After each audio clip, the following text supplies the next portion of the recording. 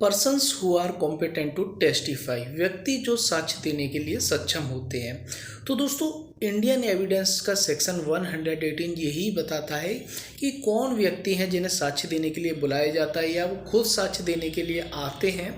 तो वो साक्ष्य देने के लिए सक्षम होंगे। मतलब कि क्या 18 वर्ष से व्यक्ति कम उम्र का है या बहुत ही कम उम्र का है तो क्या वो सक्षम साक्षी हो सकता है? क्या यदि कोई व्यक्ति यहाँ पर पागल है, ल्यूनेटिक है, क्या वो सक्षम साक्षी हो सकता है? इसी तरीके से बहुत ही ज़्यादा कोई एक्सट्रीम ओल्ड पर्सन है, बूढ़ा व्यक्ति है, क्या वो सक्षम साक्षी हो सकता है? कोर्ट में जाके यहाँ पर अपना एविडेंस यहाँ पर रिकॉर्ड करा सकता है, साक्ष्य दे सकता है। तो आज हम इस वीडियो में यही जानने वाले हैं। तो दोस्तों, इसका आंसर मिलता है हमें इंडियन एविडेंस एक्ट के सेक्शन 118 के,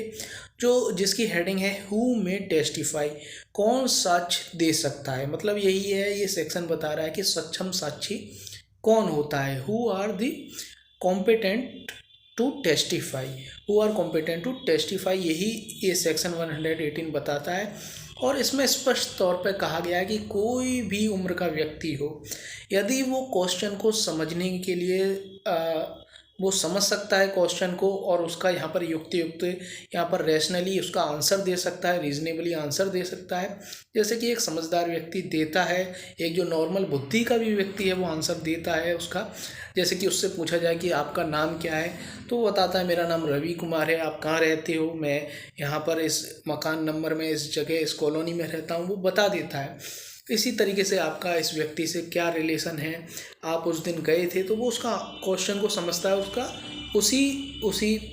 जो आंसर उसका देना चाहिए उसी तरीके से उसका आंसर देता है। तो ये कॉम्पिटेंट विटनेस होता है एज को लेकर, चाहे वो कितनी भी कम उम्र का हो, चाहे वो कितना भी बूढ़ा हो, वो सक्षम साक्षी होता है यदि वो क्वेश्चन को समझ सकता है। और यदि वो क्वेश्चन को नहीं समझ सकता है तो वो यहाँ पर भले ही वो 18 साल से ऊपर का हो, किसी भी उम्र का हो, यदि वो क्वेश्चन को नहीं समझ सकता है, उसकी स्थिति ऐसी है, कोई अनसाउंडनेस ऑफ माइंड है कि वो क्वेश्चन को नहीं समझ सकता उस बीमारी की वजह से, या उसकी उम्र इतनी कम है, 3-4 साल का व्यक्ति है, 5 साल का बच्चा है, वो क्वेश्चन को, जो क्वेश्चन उससे पूछा जा रहा है वो उसको नहीं समझ पा रहा है, उतनी इतनी जो उसकी टेंडरिंग यहाँ पर एज है, इतनी अल्प एज है, उसके कारण वो उस क्वेश्चन को नहीं समझ पा रहा है,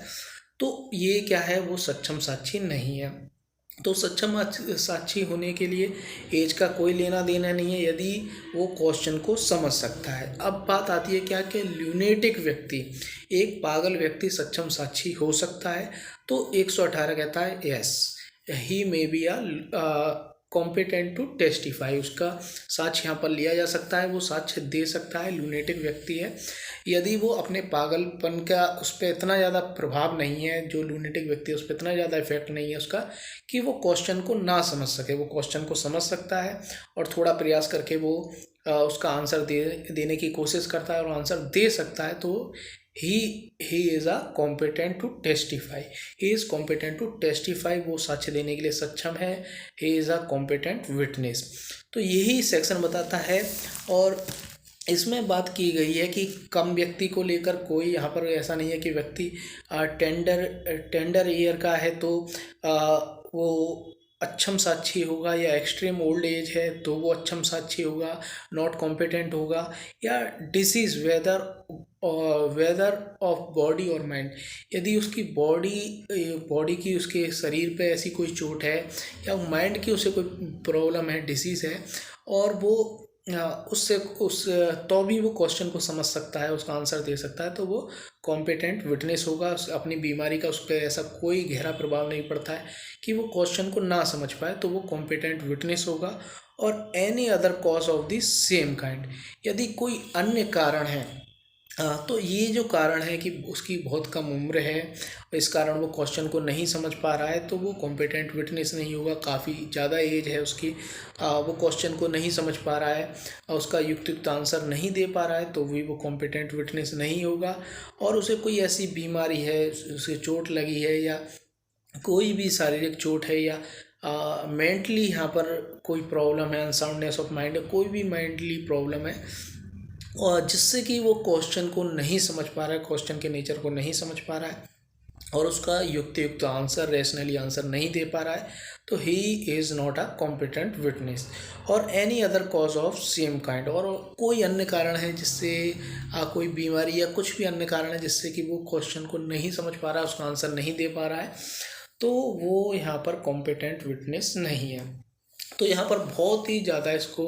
ब्रॉड सेंस में यहाँ पर बताया गया कि कोई भी व्यक्ति यहाँ पर सक्षम साक्षी हो सकता है यदि वो